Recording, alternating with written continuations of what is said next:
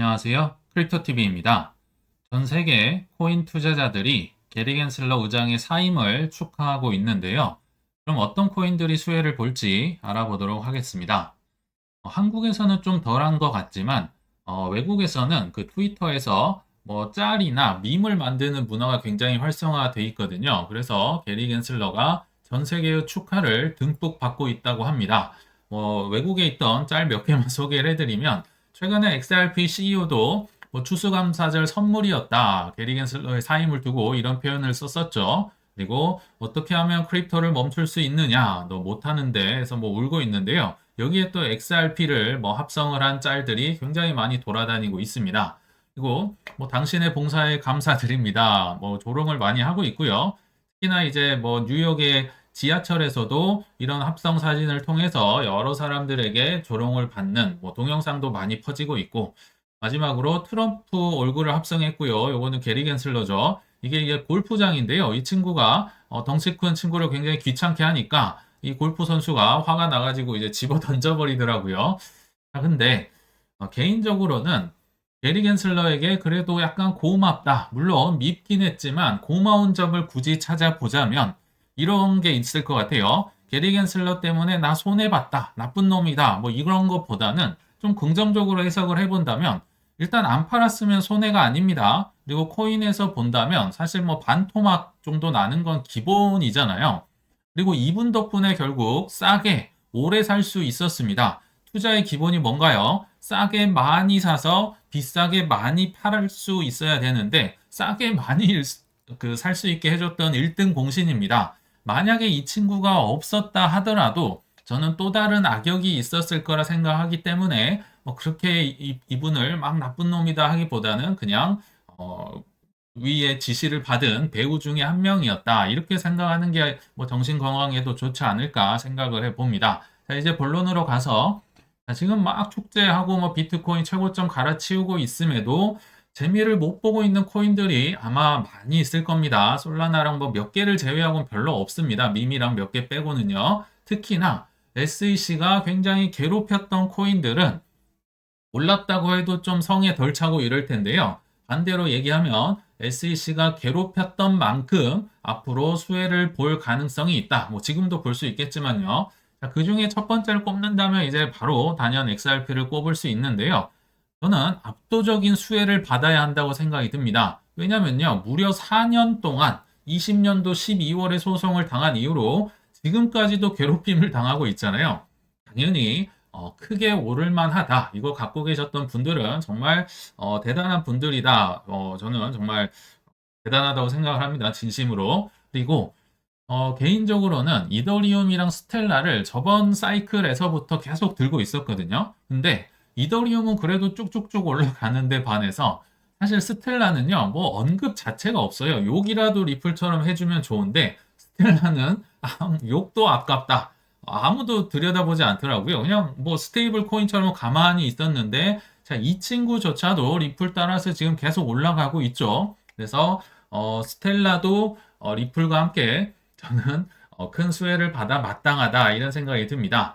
그리고 다른 코인들을 일단 한번 살펴볼 텐데요. 자, 웰스 노티스라는 게 있죠. 이 친구들은 이미 소송을 특히 리플 코인은 4년 동안 당했던 거고 보통은 소송 전에 너 조심해 이거 경고를 날리는 거 웰스 노티스라고 하는데 그러면 웰스 노티스를 받았던 친구들에게 조금 수혜를 받을 수 있지 않을까. 그래서 제가 시간의 흐름상 최근 기준으로 SEC에게 웰스 노티스를 받았던 코인들을 한번 일단 하나하나 차근차근 소개를 해 보겠습니다.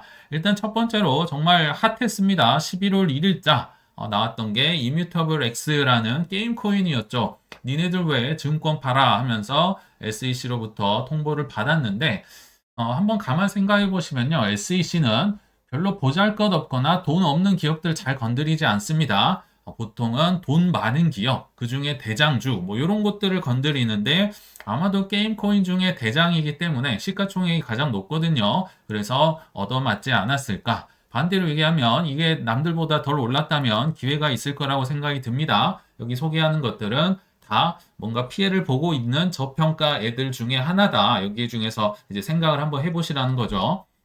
그리고 10월 8일로 돌아가더라도 한국에선 잘 안 알려져 있지만요. 크립토닷컴이라는 역시 그 코인 거래소인데요. 여기가 웰스 노티스를 받았는데, 그래서 업비트에도 굉장히 오래 전부터 사실 크로노스라는 코인이 있거든요. 이게 크립토닷컴의 거래소 코인인데, 보신 분들은 아시겠지만 최근에 어마어마하게 올랐습니다. 근데 올랐어도 워낙 많이 떨어졌기 때문에 뭐 성에 안 차긴 하지만 이런 코인이 업비트에도 있습니다. 이제 눌렸던 게 좀 터지고 있지 않나 생각이 들고요. 또 올해 8월로 가봐도 오픈시라는 세계 1위 NFT 마켓플레이스. 지금은 NFT 뭐 다 죽었다. 뭐 이번 내러티브에서 뭐 수혜를 못 받을 것이다. 끝났다. 얘기가 많이 있긴 하거든요. 근데 오픈시에서 웰스 노티스를 전달을 받았고 그로 인해서 뭐 또 다른 NFT 마켓플레이스였죠. 블러라든지 뭐 텐서라든지 여기는 이제 솔라나 쪽 계열의 NFT 마켓플레이스거든요. 또는 뭐 요새 언급조차 안 나오는 플로우라든지 이런 쪽이 사실 죄다 많이 눌려 있다. 뭐 내러티브도 뭐 별로라고 하고 SEC가 NFT 증권이라고 하면서 눌려 있는데 글쎄요. 저는 뭐 이렇게 눌러 있는 것에서도 이제 기회가 있을 거라 생각을 하거든요. 그리고 24년 6월 참뭐 거의 한 달에 한 번꼴로 계속 웰스 노티스를 남발을 했었는데 컨센시스라는 이더리움의 이제 인프라 기업이죠. 여기도 기소를 했었습니다. 근데 원래대로 하면요. 사실 SEC는 이더리움도 고소를 하고 싶었을 겁니다. 근데 이게 리플처럼 딱 중앙화되어 있는 게 아니라 워낙 잘 뭐 퍼져 있기도 하고 뭐 잡기가 좀 어려웠던 것 같아요. 원래는 23년 3월 달부터 작년이죠. 이더리움을 잡아놓으려고 증권성 여부를 계속 조사를 하고 뭐 메일을 날리고 했었는데도 이게 잘 안 됐어요. 그러니까 이제는 이더리움을 가지고 뭔가 뭐 지갑이라든지 만드는 기업을 고소하는 쪽으로 방향을 바꿨었고 사실 지금도 이더리움도 굳이 피해를 봤다고 한다면 ETF를 이제 블랙락 때문에 마지못해 승인은 했는데 뭐 하나를 뺐었죠. 바로 스테이킹을 뺨으로써 SEC에게 약간 간접적인 피해를 봤다고 봐도 될 것 같거든요. 반대로 얘기하면 이더리움의 스테이킹이 붙는 순간 얘는 뭔가 싶을 정도로 저는 뭐 크게 많이 오를 수 있지 않을까 이런 생각을 지금도 갖고 있습니다. 그리고 저는 잘 사실 느끼지 못했는데 이더리움 관련 뭐 조롱이 뭐 생각보다 많이 있었던 것 같아요. 여기 보시면 비트코인 1억 3천 뭐 넘었는데 도지 리플 에이다 가는데 불장이라는데 너는 왜 그래? 자기야 하니까 나 이더 홀더인데 나 이더 갖고 있는데 뭐 이런 건데 사실 이더가 떨어지면 뭐랄까요? 기분이 나빠야 될 사람 중에 1순위가 저일 수도 있거든요. 왜냐면 저는 올해도 이더리움 가장 많이 샀고요. 작년에도 가장 많이 샀던 코인이 이더리움입니다. 그러나 저는 전혀 뭐 힘들거나 이게 뭐 그런 생각이 안 드는 게, 일단은 이더리움은 최고점, 전 고점은 뚫고 가서 제가 갖고 있는 평균 단가에서 뭐 이걸 3배 파냐, 4배 파냐, 5배 파냐 이거를 고민하고 있거든요. 그러니까 최고점 뚫고 올라간다는데 추후에 일에 뭐 이런 가능성, 실패 가능성도 두고 있지 않기 때문에 떨어지면 저는 오히려 감사하고 포모를 느끼면서 하고 애들 뭐 제 아이들 그 뭐 용돈도 뭐 348만 원, 7만 원 했던 것 같은데 그때 10만 원씩 사주기도 하고 이런 거거든요. 근데 이더가 안 간다고 해서 막 이런 짤이 돌아다니는 게 조금은 저랑은 맞지 않더라. 그래도 그러니까 저는 가장 이더를 많이 들고 있고 좋게 보고 있다. 이렇게 생각을 해주시면 될 것 같아요. 뭐 여담으로 말씀드렸고요. 웰스 노티스를 계속 날렸는데 사람을 봐가면서 날리더라. 이것도 뭔지 다시 말씀드릴게요. 5월 달에도 로빈후드라는 뭐 주식도 팔고 코인도 파는 거래소죠. 여기에 웰스 노티스를 전달을 했었고요. 작년 3월에도 코인베이스에도 웰스 노티스를 날렸었는데요. 아까 보셔서 아시겠지만 굵직굵직한 굉장히 큰 거래소들 돈을 많이 버는 뽑아 먹을 수 있는 곳에 뭐 벌금 많이 때려야 되잖아요. 그래서 이런 걸 많이 하더라. 그리고 로빈후드는 참고로 SEC라든지 굉장히 협조적이고 뭐 로비도 잘했던 것 같고 한데요. 웰스 노티스를 받고 굉장히 SEC에게 실망했다 이런 표현을 썼던 것도 기억이 납니다. 자, 근데 또 재밌는 게 올해 7월이었는데요. SEC가 뭐 또 뜬금없이 팍소스라고 바이낸스의 스테이블 코인 BUSD라고 있거든요. 근데 요거는 뭐 조사를 한다고 하다가 갑자기 팍소스 이 스테이블 코인 만드는 회사 조사를 중단시켜 버립니다. 처음엔 증권이라고 했다가 갑자기 비증권이라고 한다. 이게 무슨 얘기냐면요. 일단은 그 23년 6월 달에 바이낸스를 이미 뭐 거의 영업을 할 수 없게 만들어 놨었잖아요. 미국은 아예 문을 닫았었고, 장펑 작업 끌어내리고, 벌금 때리고, 그러니까 중국계를 많이 이렇게 잡아놓으니까 BUSD가 사실은 유명무실해졌어요. 더 이상 뽑아 먹을 게 없어요. 왜냐면, 활성화되다가 다 죽어버렸거든요. 아무도 BUSD를 쓰지 않아서 그래서 팍소스를 중단한 거지. 갑자기 증권이 비증권 됐다고 하는 게 그래서 제가 사람 봐가면서 한다고 얘기를 드린 거거든요. 그리고 23년 2월을 보더라도 USDC도 웰스 노티스를 날릴까 말까 뭐 이런 기사가 많이 나왔는데 서클 CSO가 나와서 우리 안 받았는데 한 겁니다. 뭐 쉽게 얘기를 해보면 SEC도 이제 막 다 날리고 지령을 받았으니까 뭐 웰스 노티스 날려야 되는데요. 서클을 날리려고 딱 보니까 저 뒤에 블랙락이 서 있고요. 피델리티, 골드만삭스가 투자를 엄청나게 해놓은 겁니다. 아무리 그래도 그리고 공식적으로 이 서클은 골드만삭스의 자회사입니다. 아무리 그래도 이게 블랙락을 투자를 많이 해놨는데 그리고 USDC 그리고 코인베이스는 미국의 사실 희망이거든요. 중국계를 꺾어 놓고 미국의 판을 벌이기 위한 사전 작업을 하고 있는 건데 자기 편을 다 이렇게 난도질을 하면 안 되겠죠. 그래서 이쪽 얼굴을 딱 쳐다보더니 나는 여기는 하면 안 되겠구나 해서 사람 봐가면서 웰스 노티스도 날렸다. 이렇게 보시면 좋을 것 같아요. 그럼 향후에 어떻게 진행이 될 것 같냐? 판테라 캐피탈 CLO가 이런 얘기를 했다고 하네요. 조용히 이런 소송들 마무리될 것 같다.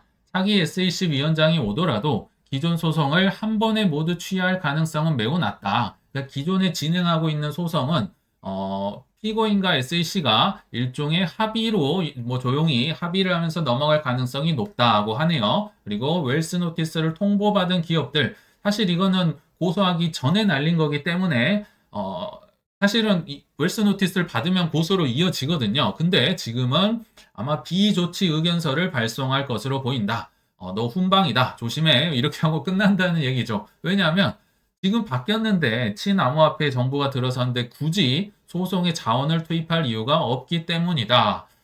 좀 일리가 있어서 한번 말씀을 드렸어요. 그래서 웰스 노티스를 받은 기업들은 이제 나중에 훈방 조치를 받고 하면 뭐 좀 더 날아갈 수 있는 뭐 올라갈 수 있는 여력이 있다고 봅니다.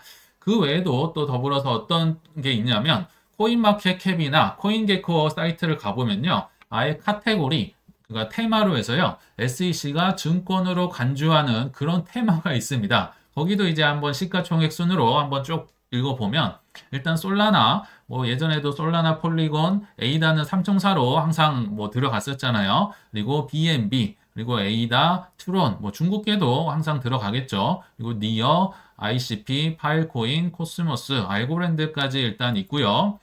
밑에 시가총액으로는 역시 비트토렌트 플로우 폴리건, FTX 토큰이죠. 엑스인피니티, 샌드박스, 디센트럴랜드, 칠리즈 이렇게 해서 쭉쭉쭉 이제 증권으로 간주가 됐다는 겁니다. 이런 쪽에 아마 다들 기회가 있지 않을까 생각이 들고 또 혹시나 새로 오신 분들이 있을까봐 좀 참고로 말씀을 드리자면 작년 6월에 23년 6월 달에 SEC가 바이낸스와 코인베이스를 고소를 하면서 너네들 왜 허락도 없이 이런 증권 코인들을 팔고 있어? 그때 들어갔던 코인들이 19개가 있었습니다. 뭐 아까랑 좀 겹치긴 하지만 다시 보면요. 솔라나, 에이다, 폴리곤, 파일, 샌드박스, 엑스인피니티, BNB, BUSD는 이제 뭐 조사를 중단했다고 아까 있었죠. 디센트럴랜드, 알고랜드, 코스모스, 코티, 칠리즈, 플로우, ICP, 니어, 보이저, 대시, 넥소 뭐 이렇게 있습니다. 말로만 하니까 좀 실감이 되지 않으시죠? 그래서 뭐가 그러면 고평가고 뭐가 저평가인지 SEC가 괴롭혔던 코인들 기준으로 제가 한번 한 개의 차트로 나타내 봤는데요. 일단 22년 말 23년 초를 기준으로 봤을 때 여기 형광색 파란색 있죠. 요게 이제 비트코인인데요. 그러니까 저점 기준으로 거의 한 6배 가까이 올라왔네요. 플러스 477.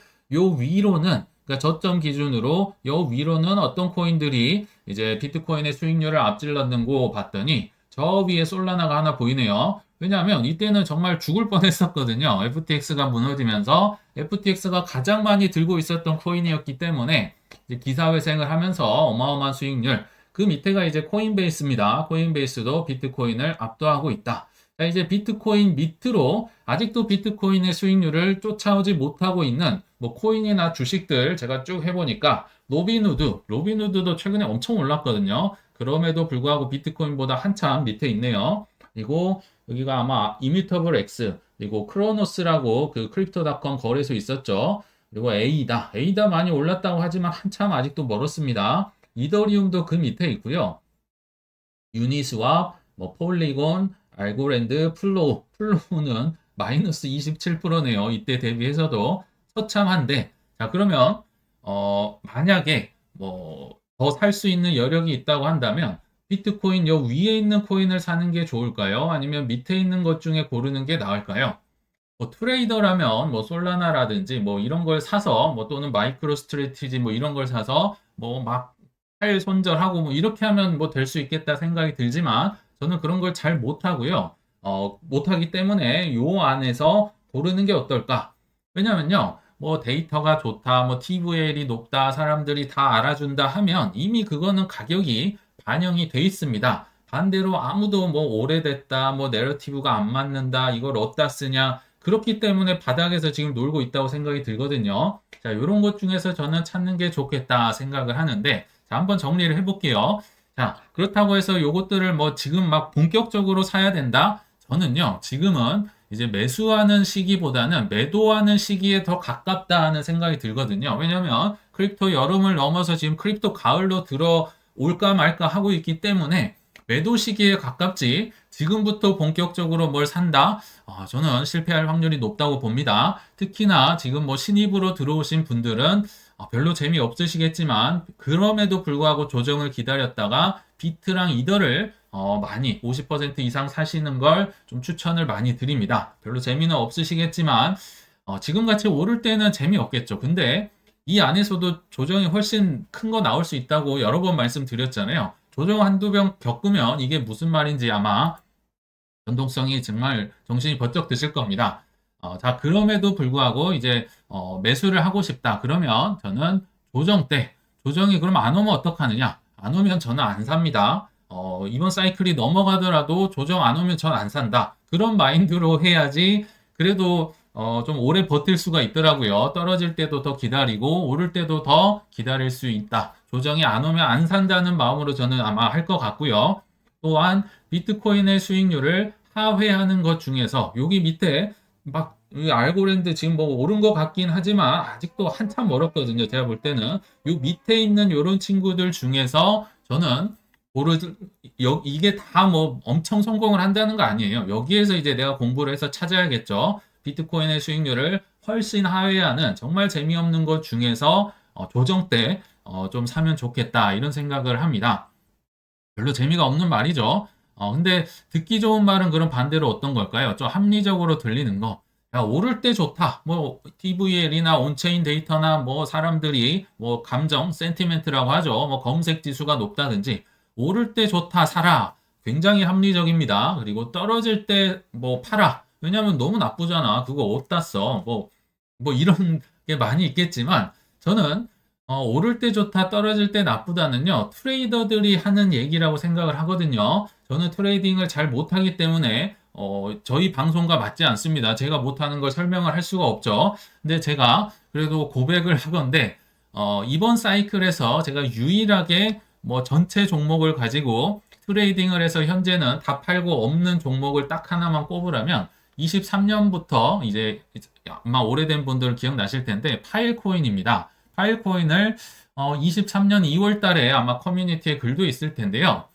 파일코인을 뭐 그때 좀 대부분 분할 매도로 덜고 그러니까 오르면 팔고 떨어지면 사고 오르면 분할 매도하고 떨어지면 사고 해가지고 결국은 비트코인 개수를 늘렸습니다. 업비트의 BTC 마켓에 있거든요. 왜 그럼 그렇게 했느냐? 뭐 사람마다 다 다를 수 있잖아요. 뭐 공부한 양이나 믿음이요. 파일코인의 경우는 제가 믿음이 별로 없었어요. 믿음이 없으니까 야 이건 좀 아닌 것 같은데 하면서 이제 뭐 오르면 팔고 떨어지면 사고 해서 비트코인의 좀 개수를 좀 늘렸던 기억이 나는데 그런 특수한 경우를 제외하고는 저는 뭐 거의 대부분 뭐 가지고 있다 이렇게 생각을 해주시면 좋을 것 같아요. 그래서 결론은 제가 잘할 수 있는 걸 말씀을 드려야겠죠. 막 샀다 팔았다 하더라도요. 결국은 저는 들고 있는 게 웬만하면 수익률이 훨씬 높다 생각을 합니다. 그리고 제가 해봤기 때문에 잘할 수 있고 비교적인 안전한 투자, 이렇게 저평가돼 있는 코인 중에서 선택을 하는 게 어떨까? 아무도 안 쳐다보기 때문에 그렇습니다.